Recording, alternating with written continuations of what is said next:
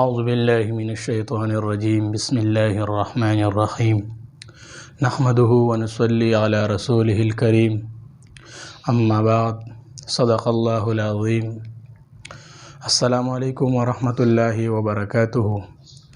څنګه ملګرو ټیک ټاک خې امید دره بده چې ټول ملګری به خې ان شاء الله تعالی نن یو بهترین خاصه عمل خایو. هغه عمل د څه لپاره دی؟ هغه عمل د دې لپاره دی کم ملګری کم مسلمانان ورونه خويندې دا غواړي چې یاره موږ باندې د قبر عذاب نه وي.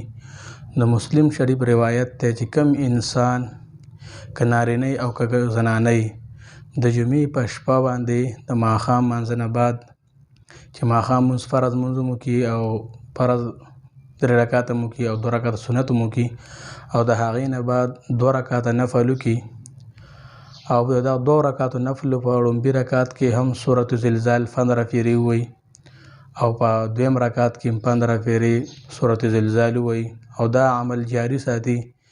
حدیث شریف کې راځي چې په دغه انسان باندې به د قبر عذاب نه وي. نو ټول مسلمانانو ته تحفې په شکل یو بهترین عمل دی چې شروع کړو او ډېر ښایسته عمل